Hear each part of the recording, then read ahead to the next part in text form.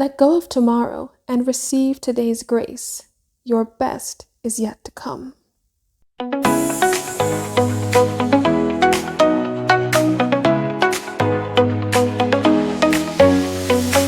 Forgetting the former things, looking straight ahead, holding on to hope, choosing life instead. The power that you hold is in what you believe, so believe for better things. You deserve to be free.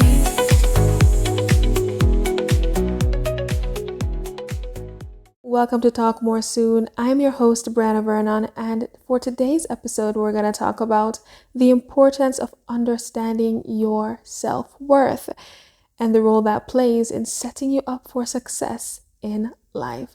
Because you see, there are many people walking around right now who have absolutely no clue about their value. They have no identity, or at least they aren't aware of that identity. And because they aren't aware of it, they're not walking in it, which is very dangerous. Why is that? Because when you are unaware of your identity and therefore not walking in it, you're literally missing out on the levels of blessings and success that you are meant to experience in this life. And when I speak about success, I don't just mean monetary success. I even mean in the relationships that we have with other people and the relationship that we have with ourselves, the opportunities that we are able to take advantage of, and the opportunities that are even present before us or not present before us have a lot to do with our understanding of who we are and our self-worth. But before we take another step further, let us have a sip of our Milo, of course.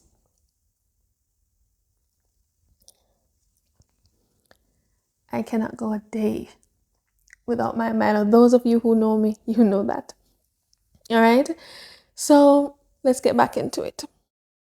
Now, I realized the importance of understanding your self-worth, I guess, from maybe my early 20s. Growing up, I was always more on the confident side, to be honest. But I was just a child, so I wasn't really focusing on the importance of self-worth and self-value. I was just being myself. But in my early 20s to mid 20s, I really grasped the importance of knowing my identity and walking in it. Because when you don't, you will attract some things in this life that are able to derail you. And when you don't know who you are, your mindset reflects that. You see, I always say there is power in the mind. And the type of thoughts that we have everything to do with our understanding and awareness of who we are. So first we have to understand that we are valuable by design. Meaning we have been created with such immense worth that even if we didn't do one thing on this earth, it would make a difference because we are valuable. That's just how it is. And I hate to compare us to inanimate objects as humans, but I will speak about like a designer bag. Regardless of if you purchase it, it still has the brand name that makes it what it is, right? And there might be only 10 people who bought it today out of 100 people who may have bought something else, but it doesn't change its value. And it's the same with us. So we have innate value. And that innate value is something we have to be cognizant of, because if we're not, we will float through life with no purpose. We each have a purpose, contrary to what you may believe, right? If you didn't have a purpose, then you wouldn't be here right now. Now, when you don't take note of your value, you accept any and anything, whether it is from your boss at work, whether it is from your family, friends, your significant other, because you don't realize the magnitude of who you are. And it's not to say that understanding your value means you are better than someone else. It just means you understand what you are worth and what you deserve. And because you know what you deserve, certain types of treatment should be foreign to you. It should raise a question: why? Why are you treating me like this? The first thing that pops into my mind right now is domestic violence, for example. Whether it is being experienced by a female or a male. Now, most times we do hear a female say, or it's more likely for a female to say this, I've heard it more so from females, that he does it because he loves me, right? In terms of the abuse. And that is actually such a warped way of thinking, something I actually can't wrap my head around. Because we have to understand, if someone loves you, they don't want to see harm come to you. When you think about even when a person loves a car or their house, them no want nothing to that car there. When they love something, even if it's inanimate, as humans, we go to great lengths to ensure that this thing is protected.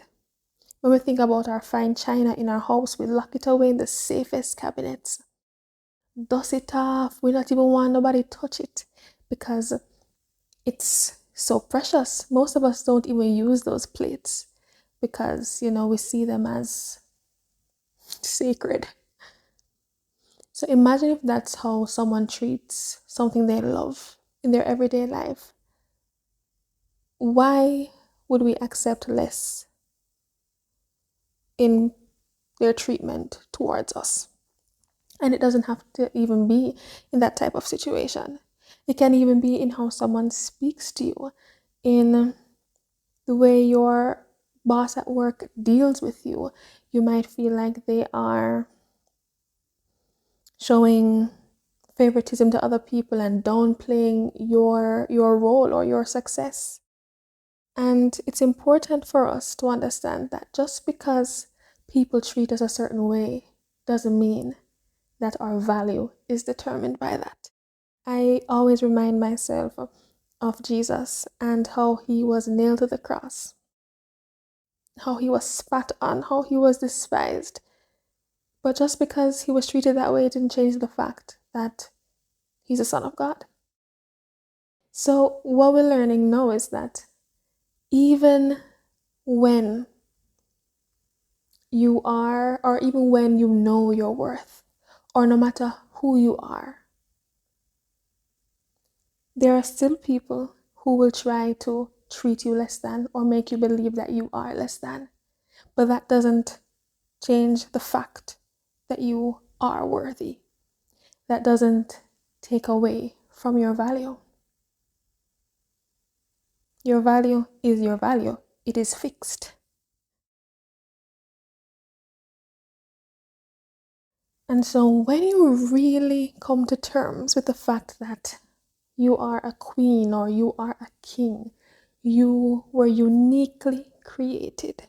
No one else in this world thinks like you. No one else in this world, no matter how you feel like somebody look like you, they don't look exactly like you. They don't have the same makeup that you do.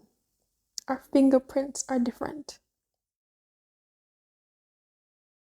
When you come to terms with that fully, and when you actually begin to step into who you are and you realize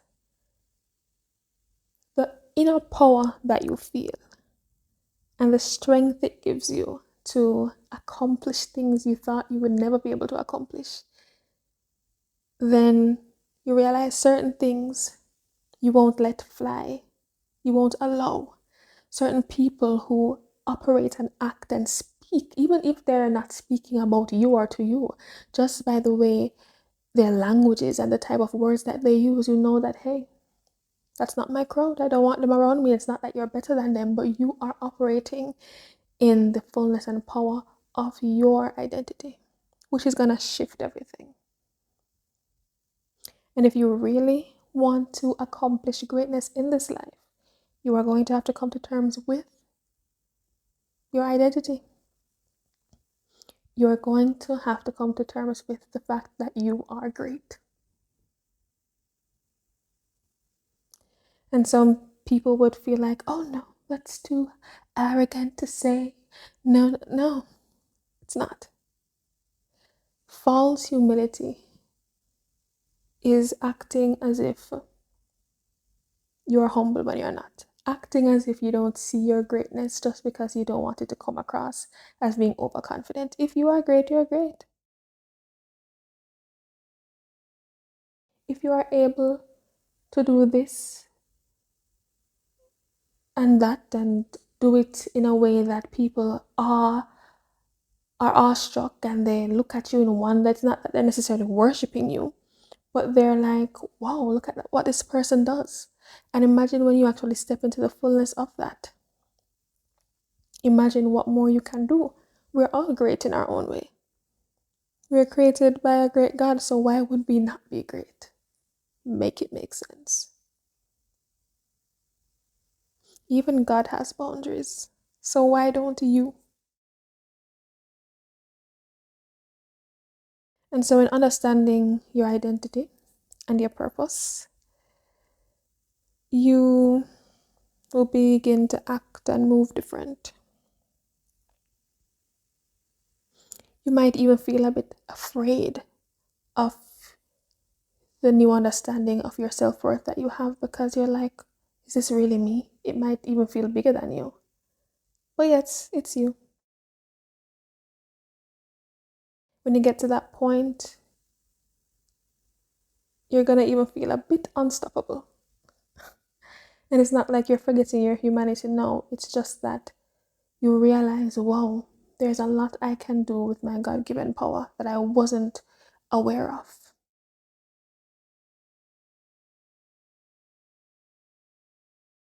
And your mind is going to begin to change, because when you know who you are, your thoughts change. The way you think, certain negative thoughts, even if they come, you won't entertain them, because that's not you. Your thoughts will change, your actions will change. It's just for you now to know that when you step into that reality, obstacles will come to try to knock you back into how you were operating before.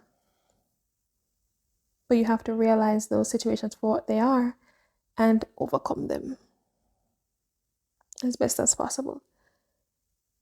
Don't set super high expectations for yourself, because when you come into the realization of your worth and identity, you're going to flow in it naturally. Not going to be like this mountainous or super overwhelming thing. You will know that this is you and this is the person you've always been, but you just needed to tap into that.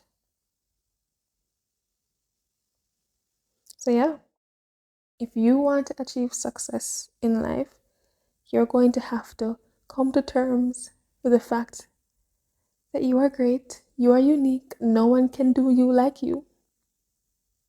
And you're going to have to change your thoughts. The Word of God says, whatever things are noble, positive, and of good report. Because there'll always be something to worry about. But worrying is low vibes. Thinking positively is you understanding that the truth is all things do work out for your good. I've seen it in my own life. Quickly, I remember when I was at my first job and I was an agent at a BPO sector. We were doing chats, or a BPO company, and we were doing chats. And I wanted to become a team lead. I wanted a promotion. And I remember I hated the job so much. I would complain every day. But one day I said, you know what? I am going to shift my perspective and I'm going to be positive. And I'm going to understand that I have a spirit of excellence within me. And every day I would decree and declare that I have a spirit of excellence. Each interaction with every customer will be amazing. I went above and beyond. I even started to dress differently, a lot more professional, because I was now stepping spiritually into a role of a team lead or a supervisor. And so my thoughts began to change. Even my outward appearance, the way I dressed, was now more in alignment. It's not like me used to dress pop down before, but I put a lot more effort. You know how you'd probably think a supervisor would look or maybe dress? I was now being more sophisticated. And I would decree and declare that in the name of Jesus, the managers will be in a meeting and my name will come up for the team lead position. And would you believe that about maybe 2 to 3 months later or less, my supervisor called me and she said, Brianna, your name came up in a meeting for the team lead position. The exact words that I declared, she spoke back to me as confirmation. Because I had shifted my perspective. Now, if I had stayed in that complaining mode of, oh, I don't want to work here, oh, I don't want to do this, I wouldn't have gotten that promotion. And that quickly, because I believe it was within 6 months of me starting at the company. So that's just one simple example of how the mind can be powerful. So yeah, share your thoughts on this. What do you think? Have you ever experienced just a change in your life when you step into the realization of who you are? What do you think are some things that may be holding you back from stepping into that realization? Share your thoughts, like, comment, and subscribe.